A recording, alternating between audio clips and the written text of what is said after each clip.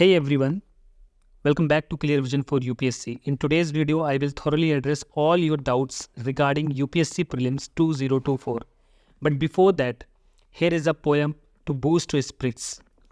हर ख्याल नेगेटिव है दिमाग में, हर बात पर एक गुस्सा है, हर किसी से नाराज़गी है, बिना वजह की उदासी है। खैर यहाँ तक पहुँचने के लिए भी बधाई। यह अवस्था उस सफ़र का अंतिम पड़ाव है जिसमें तुम खुद को खोते चले आए हो।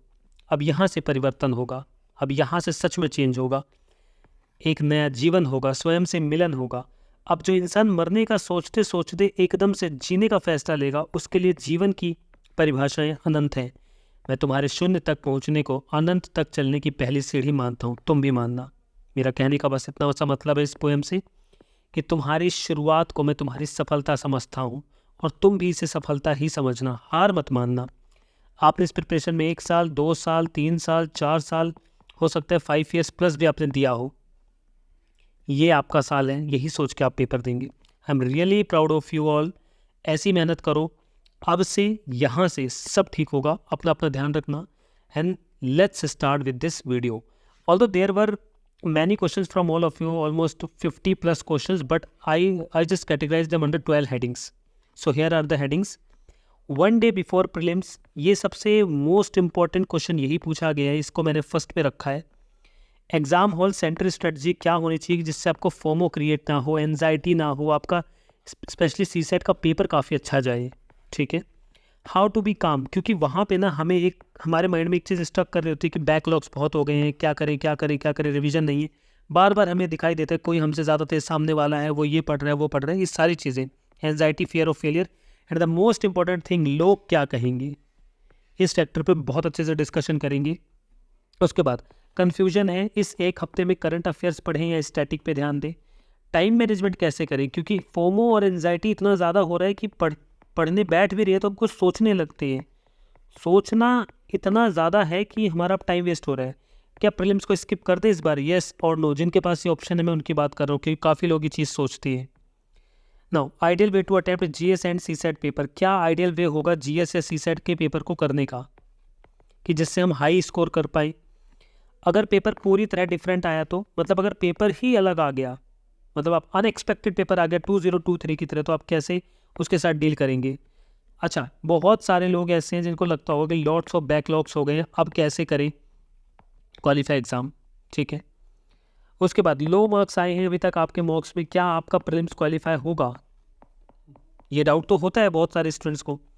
सी सेट स्टिल नाइटमेयर, इसका मतलब ये कि अभी भी सी सेट से आपको बहुत बेहतरीन वाला डर है कि सी सेट से मैं गया, मैं फेल हो सकता हूँ सी सेट से, आपको ये चीज़ का डर है। लास्ट, रिवीजन नहीं हो पाई। हम स्टार्ट करते हैं लॉट्स ऑफ बैकलॉग से। फर्स्ट क्वेश्चन इसको लेते हैं और यहाँ से स्टार्ट करते हैं करना क्या है। लास्ट के 7 डेज बचे हैं आपके पास, और मैं आपको जो बताने जा रहा हूँ ना, जिस इंसान ने, जिस एस्पायरेंट ने आज इन चीज़ों को सुन लिया, क्योंकि मैं इनको खुद अपने 2-3 ईयर्स की प्रिपरेशन से, ट्रायल एंड एरर से सीखा हूँ। ठीक है। जितनी गलतियाँ मैंने करी, जितने मेंटोर से मैंने पूछा, अपने सीनियर से पूछा, जो चीज़ें मुझे समझ है, उसके बाद जो मैंने सीखा है, उसका सारा क्रक्स मैं आज आपको इस वीडियो में देने जा रहा हूँ। So don't ignore any point, क्योंकि ये आपका एग्ज़ाम क्वालिफाई करवाने में ना सबसे ज़्यादा हेल्प करने वाला है। 7 डेज़ हैं आपके पास। इन 7 डेज़ में अपने स्टैटिक पार्ट को रिवाइज करने की मैक्सिमम टाइम में कोशिश करो। फॉर एग्जांपल, अगर आप पॉलिटी उठाते हो, अगर आपने नोट्स बनाए हैं तो अच्छी बात है, नहीं बनाए हैं तो लक्ष्मीकांत है। बार बार स्टैटिक पार्ट, वो भी इसमें भी याद रखना जो मोस्ट इम्पॉर्टेंट टॉपिक्स हैं। अब अगर आपने इतनी प्रिपरेशन करी है तो आपको ये पता चल गया होगा कि इसमें भी जैसे बीपीएसपी हो गया, fundamental rights, fundamental duties, parliament, president, governor, chief minister, council of ministers, ये सारे टॉपिक्स जो हैं, ये सारी चीज़ें इंपॉर्टेंट है। पहले इनको ख़त्म करो, ये आपके प्रायोरिटी टॉपिक्स होने चाहिए। पॉलिटी के लिए पीटी 365 पॉलिटी का पढ़ने की बिल्कुल भी नीड नहीं है, वहाँ से कोई क्वेश्चन वैसा खास बनेगा नहीं। जो बनेगा आपकी स्टैटिक से बनेगा। मैं सिर्फ पॉलिटी की स्ट्रेटजी आपको बता रहा हूँ, इसी के बेसिस पे आप सब करोगे। हो सके तो 1 डे 1 सब्जेक्ट, और अगर जो नहीं कर सकते हैं वो 2 सब्जेक्ट लेकर चलो, लेकिन 2 दिन में 2 सब्जेक्ट खत्म कर ही दो। फास्ट रिवीजन करनी है यहाँ पे आके। आपको ये नहीं सोचना है कि यार मैंने पीछे वाला पेज नहीं पढ़ा, इसमें कुछ इंपॉर्टेंट नहीं है। अब जो छूटना था छूट गया। अगर आप उसको पढ़ने बैठोगे तो बाकी के 6-7 सब्जेक्ट आप उसे पढ़ नहीं पाओगे, और आपके पास सिर्फ 7 डेज है। इसमें से 15 जून वाला तो आप हटा ही दो, क्योंकि यहाँ पे तो एनजाइटी स्ट्रेस पीक पे होगा। अगर आपने वीडियो देख ली तब भी पीक पे होगा, क्योंकि यहाँ पे कोई भी आपकी हेल्प नहीं कर सकता, यहाँ पे सिर्फ आप अपनी हेल्प करोगे।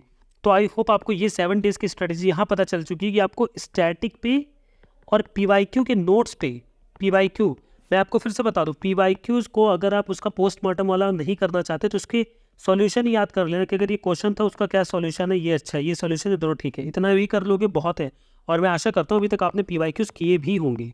ठीक है, दूसरे क्वेश्चन पे जाते हैं। यहाँ से कहने का मतलब बस यही था कि अब जो बैकलॉग्स हो गए सो बैकलॉग्स हो गए, अब उनका कोई मीन है नहीं, उनको हटाओ। शुरुआत यहाँ से 7 दिन में अपनी ख़त्म करो। रिवीजन नहीं हो पाई है। रिवीजन क्या होती है, होती क्या है रिवीजन? मतलब आपने एक बुक को एक सिंपल रीड कर लिया, ठीक है, इसकी 2 से 3 बार रीडिंग को हम रिवीजन कहते हैं, है ना, यही है ना। अगर ये नहीं हो पाया है, अगर आपको ऐसा लगता है मैंने 2 से 3 बार नहीं पढ़ा, एटलीस्ट आपने अगर 2 बार पढ़ा है तो वो भी इनफ है। अगर आपने मन लगा के पढ़ा है तो वो भी इनफ है। रिवीजन का मतलब ये बिल्कुल नहीं होता है कि आप उस बुक को 10 बार पढ़ो, 2 से 3 बार पढ़ने को भी रिवीजन कहते हैं, ठीक है। अब इस फॉर्मों में रहोगे, रिवीजन नहीं हो पाए, रिवीजन नहीं हो पाई। मैं आपको एक चीज़ बताता हूँ, 99% लोग जो प्रीलिम्स दे रहे हैं इस साल, 2024 की बात कर रहा हूँ, उनके अंदर सेम चीज़ चल रही है, रिवीजन नहीं हो पाई। काश 5 दिन और मिल जाता, 10 दिन 15 दिन और मिल जाता। मैं आपसे सच बताता हूँ, ये सिचुएशन सबके साथ आएगी जो प्रीलिम्स क्वालिफाई करेंगे, जो प्रीलिम्स क्वालिफाई नहीं कर रहे हैं वो भी। तो इंस्टेड ऑफ कि ये आप सोचो रिवीजन नहीं हो पाई, एक काम करो, खुद से बोलो कि जितनी रिवीजन हो गई वो इनफ है। अब जो 7 दिन बची है उसमें मेरे को जो मैं जैसे बता रहा हूँ, पीछे मैंने स्ट्रेटेजी बताई उस हिसाब से पढ़ना है सब्जेक्ट, बात खत्म, ठीक है। एक चीज़ और, सुबह जब भी उठो या फिर शाम को, रात को जब भी सो आप, तो अपना एक रट्टा वाला जो पार्ट है ना, रट्टाफिकेशन वाला, लाइक मैपिंग और स्पीशीज वाला पार्ट, इसको रट के लेटा करो। 30 मिनट इसको दिया करो, 30 मिनट इसको, डेली आप इसको ऐसा करो, आपका ये पार्ट 7 दिन में काफ़ी ज़्यादा स्ट्रॉन्ग हो जाएगा, ठीक है। लो मार्क्स इन मॉक्स, सर अभी तक तो हमारे मॉक्स में मार्क्स लो ही आए हैं, ठीक है। आपको ऐसा है, आपको एक बात बताता हूँ, मोस्ट ऑफ द तो नहीं, लेकिन बहुत सारे लोग ऐसे हैं जिनके लो मार्क्स आते हुए भी उन्होंने प्रीलिम्स का पेपर क्वालिफाई किया है। बट मैं आपको एक हार्ड ट्रुथ बताता हूँ, ये ना बहुत रेयर नंबर्स हैं। मतलब अगर मैं आपको कहूँ नहीं अगर आपके लो मॉक्स में लो आए हैं तब भी आप प्रीलिम्स क्वालिफाई कर दोगे, टेंशन मत लो, ये ना आपको बेवकूफ़ बनाना होगा। आपको ऐसा होगा कि हाँ भाई कर लो paper, but the fact is कि अगर आपने मॉक ही नहीं दिए, एक तो मॉक दिए ही नहीं है, ऊपर से जो भी दिए सेक्शनल वाले में आपके काफ़ी कम आए हैं, सेक्शनल वाले में भी आपके काफ़ी कम आए हैं। तो माय फ्रेंड, मैं ऐसा नहीं कह रहा प्रीलिम्स मत दो, you have to give prelims ना, प्रीलिम्स तो इंपॉर्टेंट है। बात क्या है वो सुनो, कोशिश करो इन 7 दिनों में अपना पॉलिटी, इकोनॉमिक्स और ज्योग्राफी, ऐसे सब्जेक्ट, ये 3-4 सब्जेक्ट जो है हमारे पास 3, इनको बाय हार्ट प्रिपेयर करने की कोशिश करो। इससे क्या होगा कि आप मेजर क्वेश्चन जो आएंगे ना उनको आप जानते हो। साइंस टेक के क्वेश्चंस को अगर आप थोड़ा सा माइंड अप्लाई करो तो वो जो साइंस टेक के ट्रिक्स होते हैं वो आज भी एप्लीकेबल है, ऐसा नहीं है, ठीक है, तब भी हो जाएगा। तो मॉक्स जिन्होंने नहीं दिए, ऐसा नहीं कि उनका प्रीलिम्स क्वालिफाई नहीं होगा, या ऐसा नहीं कि उनका प्रीलिम्स पक्का ही क्वालिफाई हो जाएगा। भाई आपको एक बैलेंस अप्रोच लेकर चलनी पड़ेगी,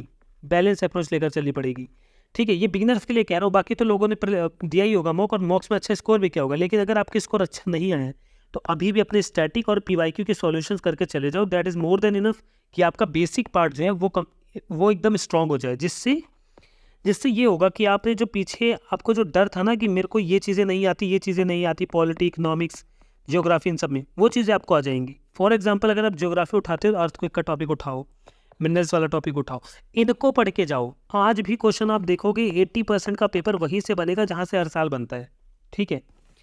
ये सारी चीज़ें याद रखना। अगर मॉक्स में नंबर कम आए तो उसमें पैनिक खाने की नीड नहीं है, लोगों के आते हैं नंबर कम। एक क्वेश्चन ये है कि प्रीलिम्स स्किप कर दूं क्या सर? प्रीलिम्स स्किप कर देता हूँ इस बार, क्योंकि मेरा तो फर्स्ट अटैम्प्ट है या मेरा तो सेकंड अटैम्प्ट है। मैं इसके बाद भी एक सोच रहा हूँ कि एक ना ड्रॉप कर देता हूँ ये ईयर, और 3rd ईयर में अच्छे से बहुत दिन लगा के प्रिपरेशन करूँगा। My dear friend, let me tell you a thing, अगर आप इसको ड्रॉप करते हो, लेट्स से आपने ड्रॉप कर दिया, ध्यान से सुनना इस चीज़ को, आप ना जून, आपका 15 जून तक तो कुछ आप पढ़ने वाले नहीं हो, पहली चीज़, क्योंकि प्रीलिम्स का माहौल है। 16 जून से पढ़ने की भी कोशिश करोगे ना, आपको क्या लगता है आप मेंस प्रिपेयर कर लोगे 6 मंथ में? मैं आपको एक बात बताता हूँ, 70% स्टूडेंट्स नहीं कर पाएंगे। ह्यूमन टेंडेंसी जो है वो इसके ऊपर चलती है, देखो, अकाउंटेबिलिटी के ऊपर, ठीक है। कभी आपने सोचा है कि जब आपको समर वेकेशंस में होमवर्क मिलता था तब आप उसको टाइम पे कंप्लीट क्यों करके ले जाते थे? क्योंकि आपको पता था आपको पनिश किया जाएगा स्कूल में, इसलिए आपका होमवर्क कंप्लीट रहता था, आपकी मदर आपका साथ देती थी, आप उनको अकाउंटेबल होते थे, आप टीचर्स को अकाउंटेबल होते थे, यही बात है ना। बट आज आप किसी को अकाउंटेबल हो ही नहीं, आप किसी को अकाउंटेबल नहीं हो। तो अगर आपका प्रीलिम्स क्वालिफाई हो जाता है तो आप ये जो 3 मंथ हैं हमारे पास, इनको अकाउंटेबल हो जाओगे ऑटोमेटिकली कि यार मैंने प्रीलिम्स क्वालिफाई कर दिया, मैं फाड़ के रख दूंगा, मैं 3 महीने में अपना मेंस प्रिपेयर कर लूँगा। और इस तरीके से आप अपना मेंस जो है उसे प्रिपेयर कर लोगी। बेशक आपका मेंस ना निकले, 70% आपका मेंस प्रिपेयर हो गया ना, अगर 60% भी हो गया, सिर्फ 40% बचा है, आप उसको भी आगे वाले 2-3 महीनों में प्रिपेयर करके ख़त्म कर दोगे, बिकॉज आपके पास एक कॉन्फिडेंस है। लेकिन एक वर्स्ट सिनेरियो लेते हैं कि अगर प्रीलिम्स नहीं निकला तो, वर्स्ट, प्रीलिम्स नहीं निकला तो, ये भी वर्स्ट नहीं है। प्रीलिम्स नहीं निकला, आप थोड़े से भले ही सैड हो जाओ, आपको ऐसा लगे कि यार क्या हो गया ये, लेकिन आप फिर से स्टार्ट करोगे ये सोच के कि इस बार तो निकालना है। जब आप ये सोचोगे और आपके पास एक अच्छा मेंटोर, एक अच्छा गाइडेंस होगा और आप देखोगे कि यार अब मुझे करना ही है, जब आप इस पर्टिकुलर लड़ाई में लगातार निरंतर, जैसे कहते हैं कंसिस्टेंसी के साथ बने रहोगे ना, आप इसको भी प्रिपेयर कर लोगे। तो प्रीलिम्स छोड़ना ये तो वर्थ इट नहीं है, लेकिन फिर भी छोड़ना किसको चाहिए मैं बताता हूँ आपको, ध्यान से सुनना। छोड़ना किसको चाहिए? पहला, मॉक एक भी नहीं दिए हैं, basic subject polity, economics, geography ये कंप्लीट नहीं है, इन्होंने एक बार भी रिवीजन नहीं किया, एक बार रिवीजन नहीं किया, रीडिंग की बात ही नहीं मैंने की, रिवीजन भी एक बार नहीं किया है, ठीक है। तीसरा, जितने भी मॉक इन्होंने दिए हैं, जितने भी मॉक, जिनमें सारी क्वालिटीज़ होंगी वही स्किप करना। जितने भी मॉक दिए उसमें 20 से 25 नंबर आते हैं, 30 नंबर आते हैं, ठीक है। ये तीनों चीज़ें जिनके अंदर हैं, प्लीज़ आप अटैम्प्ट मत दो, क्योंकि देखो अगर आपका ये बेसिक कंप्लीट नहीं है ना, अगर आपके ये 3 सब्जेक्ट कंप्लीट है, कोई फ़ायदा नहीं है। देखो लोग आपको कहेंगे एक ट्राई कर लो, कोई बात नहीं, हो जाएगा नेक्स्ट टाइम, एक ट्रायल ज़रूरी है। My dear friend, let me tell you a thing, जिस दिन आपका सेकंड अटैम्प्ट होगा ना, आपके ऊपर सच में बहुत प्रेशर होगा, ठीक है, कि होगा या नहीं होगा। चलो जिस दिन ये हुआ, उस पर अगर नहीं हुआ ना, एक वर्स्ट सिनेरियो ले रहा हूँ, थर्ड अटैम्प्ट में ना आपके ऊपर जो प्रेशर आएगा ना कि भाई ये मेरा थर्ड अटैम्प्ट है, ये आपको खा जाएगा। तो प्लीज़ अपना अटैम्प्ट बर्बाद मत करो। ऐसा नहीं कह रहा कि बहुत लोग सोचते हैं थोड़े ना मेरे को 6 अटैम्प्ट देने हैं, 6 अटैम्प्ट थोड़े ना देने हैं मेरे को, लेकिन आप खुद सोचो। मैंने आपको कहा, आप अब देखो अभी 7 दिन है ना, अब जो काउंटडाउन स्टार्ट है 6, 5, 4, 3, 2, 1, इसमें आपको कोई मार थोड़ी ना रहा है, लेकिन ऑटोमेटिकली प्रेशर आ गया ना। तो इसी तरीके से 6 अटैम्प्ट जो हमारे पास है, भले हमें 6 के 6 अटैम्प्ट नहीं देने हैं, है ना, लेकिन फिर भी हम उसको काउंट करते हैं तो वो हमारे ऊपर प्रेशर बनाता है। मैं उस प्रेशर की बात करूँ, देखो भाई एक्सपीरियंस है इसलिए बता रहा हूँ, समझ जाओगे तो बहुत अच्छी बात है, नहीं समझोगे तो एक ना एक दिन तो पक्का लाइफ आपको समझाई देगी कि मैं क्या कहना चाहता था। No, CSAT still a nightmare, CSAT still a nightmare. CSAT क्यों है डर का माहौल, ये बताओ मुझे। कॉम्प्रीहेंशन आपने करा, कॉम्प्रीहेंशन के रिगार्डिंग मैंने प्ले लिस्ट बना रखी है, उसके रिगार्डिंग मैंने पढ़ाया, और लिटरली वो बच्चों को इतनी हेल्प हुई है कि वो 27 में से 25 क्वेश्चंस करेक्ट करते हैं। समझ आ रहा है आपको इसका मतलब? 25 वो यहाँ से करेक्ट करते हैं भाई साहब, मतलब लिटरली वो 55 प्लस नंबर तो यहाँ से लेकर आ रहे हैं। अब कितने नंबर आपको चाहिए? 10 पर, मतलब अगर मैं आपको बताऊँ 13 नंबर और चाहिए, 12-13 नंबर। मैथ्स के 5 से 6 सवाल सही करो और रीजनिंग के 7 से 8 क्वेश्चन करो, आप 80 प्लस चले जाओगे, है ना। लेकिन इस नाइटमेयर को ठीक करने के लिए अभी के लिए आप एक काम करो, PYQs लगाना स्टार्ट करो। 7 डेज पे PYQs लगाओ और टॉपिक वाइज लगा लो। पहला नंबर सिस्टम, ध्यान से सुनना इस चीज़ को, रीजनिंग की एक भी टॉपिक आप नहीं छोड़ोगे, सारे करोगे, पहले याद रखना रीजनिंग के। और एक काम करो, कॉम्प्रीहेंशन डेली करो, 30 comprehension from 2013 to 2023 daily comprehension लगाओ, 30 के 30, जितने ईयर में जितने हैं सब लगाओ। मेरा वीडियो देखने के बाद करना ही है, आपके मार्क्स इंक्रीज होंगे, ठीक है, 100%। मैं श्योरिटी ही दे रहा हूँ ना, 100% इंक्रीज होंगे। नहीं होंगे तो आप कमेंट में आके उसको एक नेगेटिव कमेंट कर सकते हो, ठीक है। उसके बाद कॉम्प्रीहेंशन के बाद सबसे ज़्यादा ध्यान रीजनिंग के ऊपर दो, रीजनिंग के ऊपर दो, और उसके बाद नंबर सिस्टम पे दो, नंबर सिस्टम पे दो, ठीक है। फिर तीसरा हमारा परसेंटेज होगा, एवरेज होगा, प्रोबेबिलिटी, परमुटेशन, कॉम्बिनेशन, बस। इसके अलावा आप और एवरेज ले लेना, एवरेज मैंने बता दिया, इसके अलावा कुछ मत करो। इससे भी आपका सी सेट क्लियर हो जाएगा। 7 डेज है, 7 दिन में ना आप सीसेट क्वालिफाई कर सकते हो। आपने अगर पहले थोड़ा बहुत पढ़ा है, आप सीसेट क्वालिफाई कर सकते हो। ठीक है, एक दिन में ना सरकार गिर जाती है भारत में, ये तो सीसेट है। ठीक है, अगर पेपर पूरी तरह डिफरेंट आया तो क्या होगा? तो कुछ नहीं होगा भाई। 10 लाख लोग पेपर देंगे, 5 लाख तो देंगे ही ऑन एन एवरेज। इसको हटाओ, इन सबके लिए पेपर सेम ही आया है। स्टिल 12 के और 13 के पेपर क्वालिफाई करने वाले हैं। तो इंस्टेड ऑफ कि आप डर जाओ, ओ माय गॉड ये क्या हो गया, पेपर कैसा आ गया, मेरे पूरे साल की मेहनत, ये सब सोचने से अच्छा है शांति से, ध्यान से सुनो। आज मैं आपको एक रामबाण इलाज बता रहा हूँ। शांति से एक लंबी सांस लेना और गॉड को थैंक्स कहना इस पेपर के लिए कि चलो अब मैं इस पर अपना जी जान लगा के इसको सॉल्व करता हूँ। इसको जी जान लगा के सॉल्व करने में लग जाना और ये सोचना कि पेपर सबके लिए ही टफ आया है, ना कि सिर्फ मेरे लिए। सबका नहीं निकलेगा मुझे नहीं पता, मेरे लिए एक सीट यूपीएससी में रिजर्व्ड है, वो मेरी है। मैं आईएएस बनूंगा या आईपीएस बनूंगा, वो कंफर्म है। इस तरीके के माइंड सेट के साथ जाना। पेपर आते ही उसको फ्लिप करना, उसको देखना एक बार प्यार से, और उसके बाद स्टार्ट हो जाना अपना पेपर करना। अब ये आइडियल स्ट्रेटजी मैं आगे डिस्कस करूंगा कैसे करना है। ठीक है, समझ आ गया? अगर पेपर पूरी तरीके से आया, आपकी दुनिया नहीं बदलेगी, वो पेपर सबके लिए ही वैसा आया है। सो जस्ट रिलैक्स, ठीक है, और स्माइल के साथ पेपर स्टार्ट कर देना। Next is ideal way to attempt GS and CSAT paper. तो देखो, सीसेट पेपर के रिगार्डिंग मैं आपको जो कहने जा रहा हूँ ध्यान से सुनना। इसके रिगार्डिंग यहाँ पे आपके आई बटन पे या फिर आपकी एंड स्क्रीन पे एक वीडियो आएगी, उसको जाके देखो। और मैं आपसे वादा करता हूँ, ये मेरा प्रॉमिस है आपसे, उस वीडियो को देखने के बाद आप सीसेट तो क्वालिफाई कर ही लोगे। ठीक है, एक बार उसको देखना। आपको लग रहा होगा ऐसा क्या होगा उस वीडियो में, लेकिन एक बार देख लेना, उसके बाद मुझे कमेंट करके बताना कि सर कैसी थी वीडियो, मेरे को कमेंट करके बता देना। बात करते हैं जीएस के पेपर के रिगार्डिंग।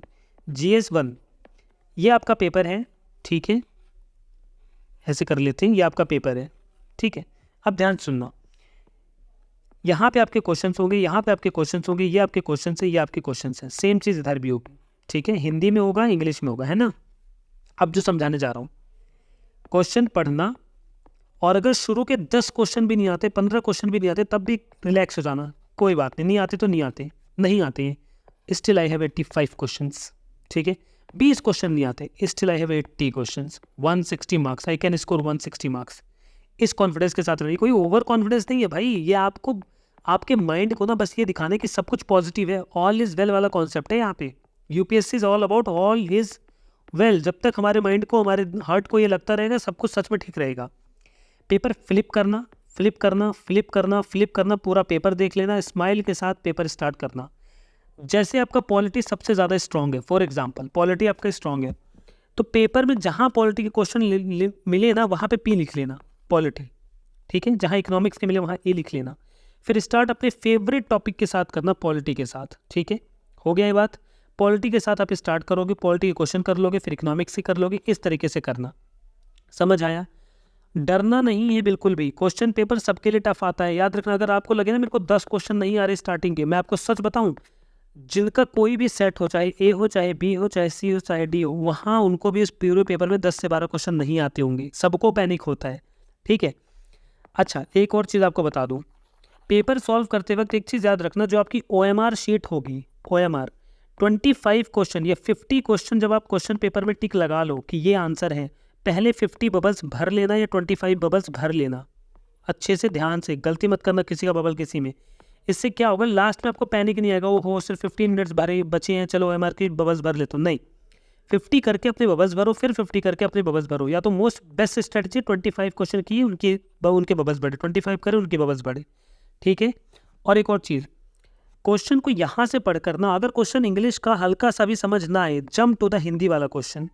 आपको किसी क्वेश्चन का आंसर नहीं मिल रहा, जंप टू द हिंदी वाला पार्ट।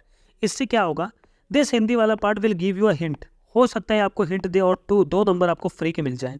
हिंदी वाला पार्ट प्लीज़ पढ़ लेना, इंग्लिश मीडियम वाले बच्चों को कह रहा हूँ। ठीक है, और हिंदी मीडियम वाले बच्चे प्लीज़ एक बार इंग्लिश का पार्ट पढ़ लेना, हो सकता है आपको कोई सॉल्यूशन मिल जाए। इस तरीके से पेपर को आप अटैम्प्ट करना, जीएस पेपर 1 को। ठीक है, आगे देखते हैं टाइम मैनेजमेंट कैसे करें आजकल। इन 7 दिन में टाइम मैनेजमेंट क्या होना चाहिए, आइडियल वे बता दो, कितना टाइम किसको दे। सीसेट को दो कम से कम डेली 2 आवर, तो 2 आवर्स इज मस्ट।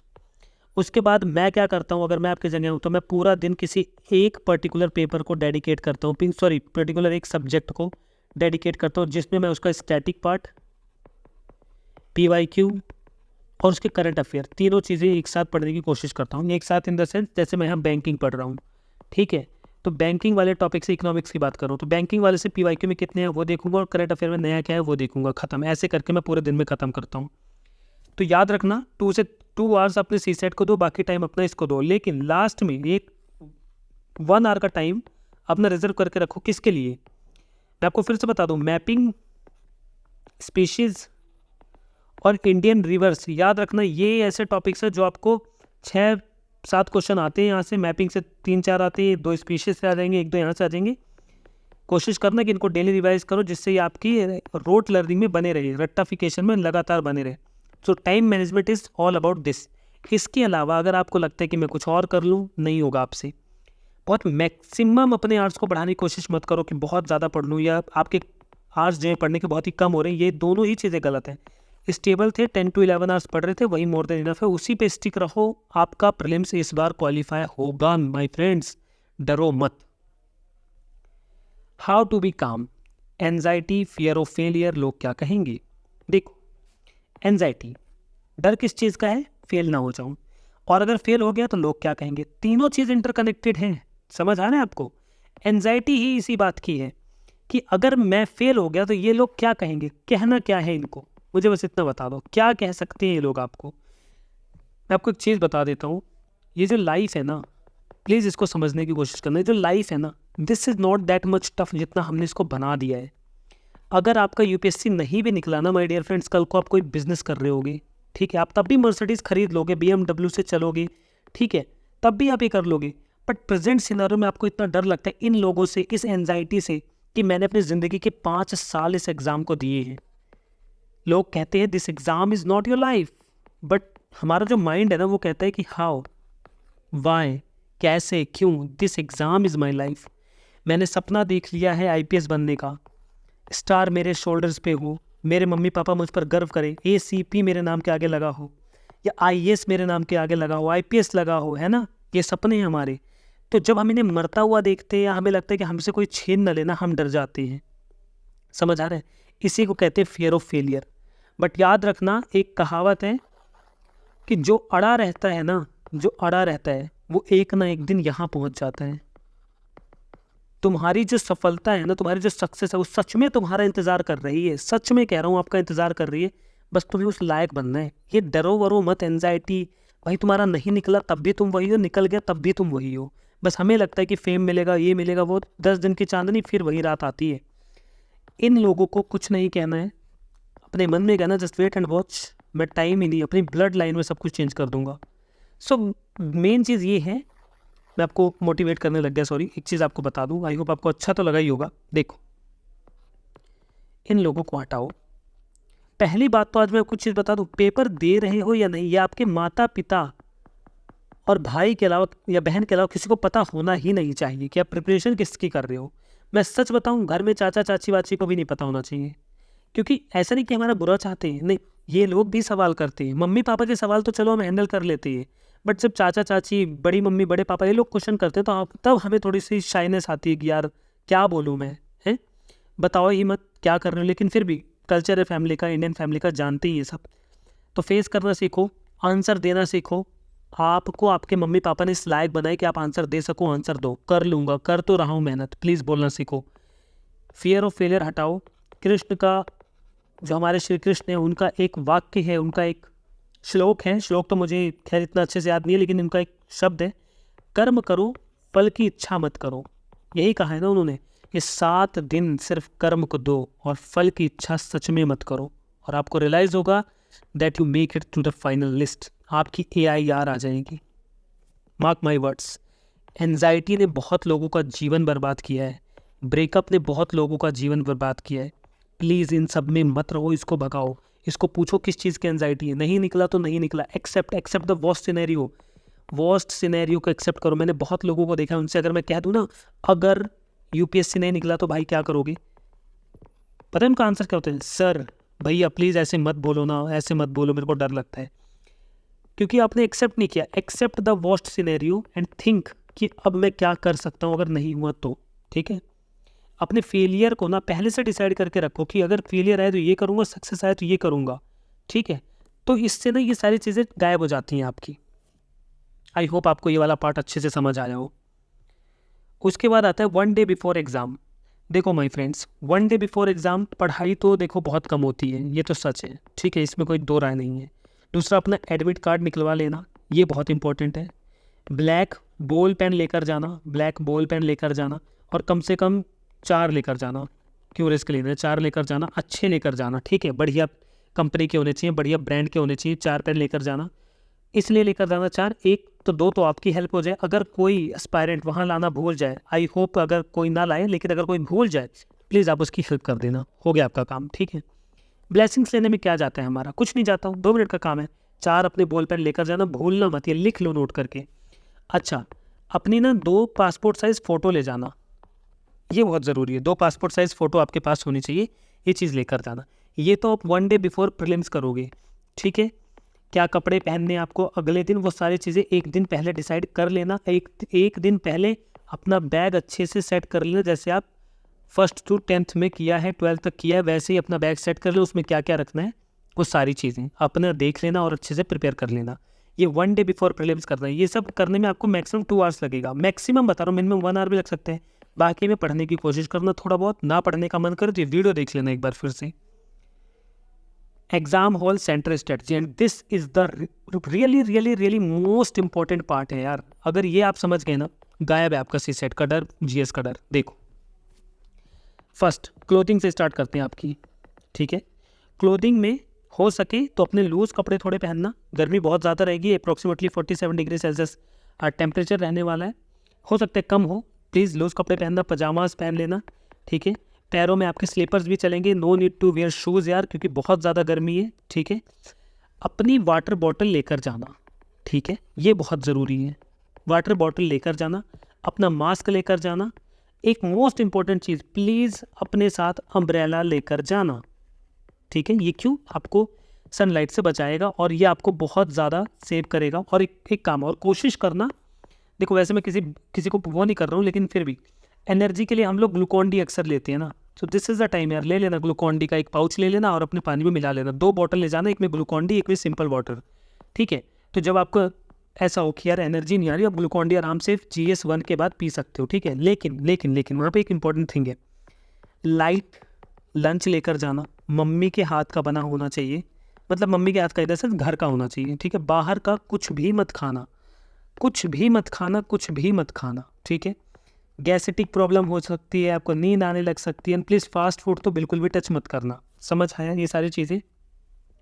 तो अभी तक मैंने आपको क्या बताया, क्लोथिंग से लेकर ये सारी चीज़ें मैंने आपको बता दी, आपको क्या करना है। ठीक है, ये चीज़ें समझ आ गई। आप देखते हैं कि आपको GS पेपर के और उसके बीच में क्या करना है।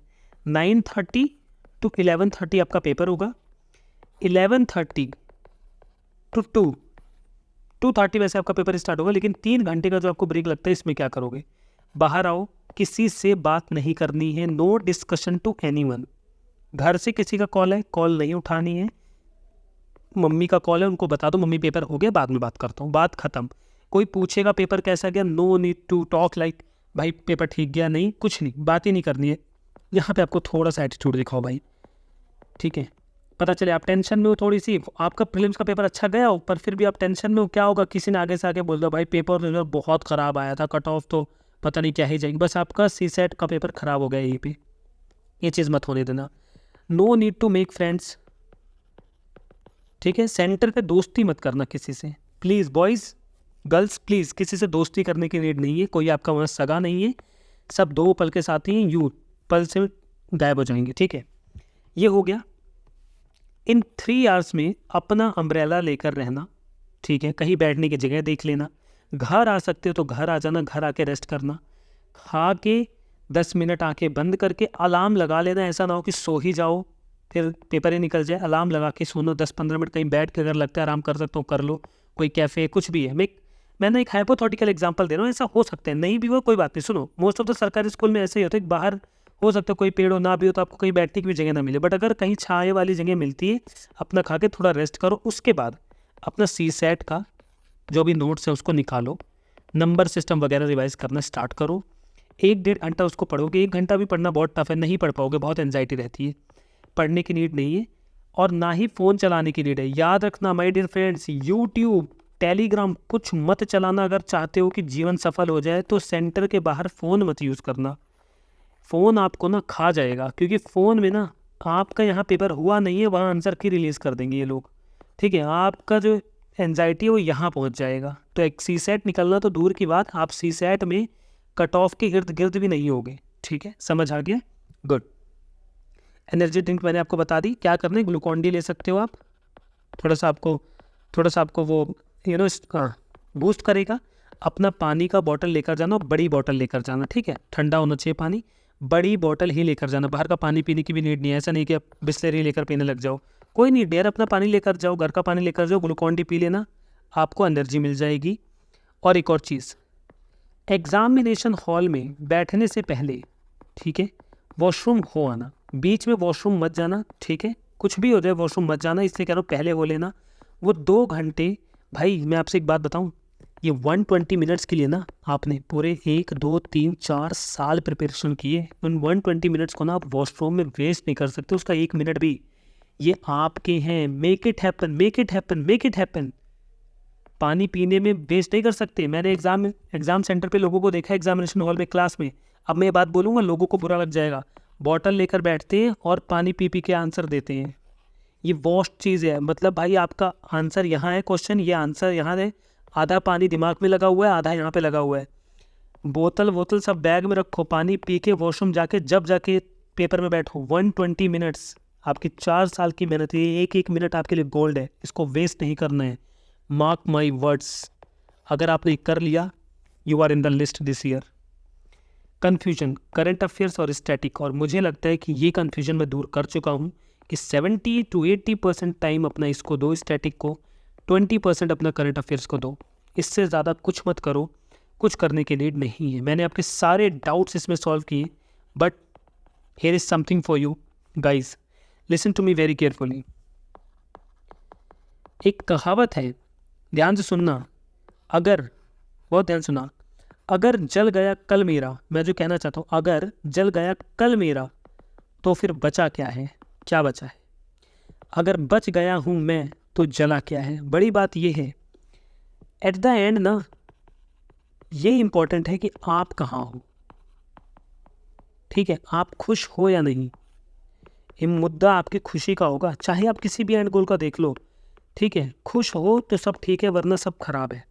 ठीक है, इस पूरी वीडियो में जो मैं आपको ओवरऑल समझाना चाहता था वो यही है कि आपका हैप्पीनेस इंडेक्स जो होना चाहिए ना, वो पीक पे होना चाहिए। मतलब एक्साइटेड रहो यार, पेपर दे रहा हूँ, हाँ दे रहा हूँ, प्रिपरेशन करिए, दे रहा हूँ, नहीं हो रहा कोई बात नहीं, हो रहा है बहुत बढ़िया बात है।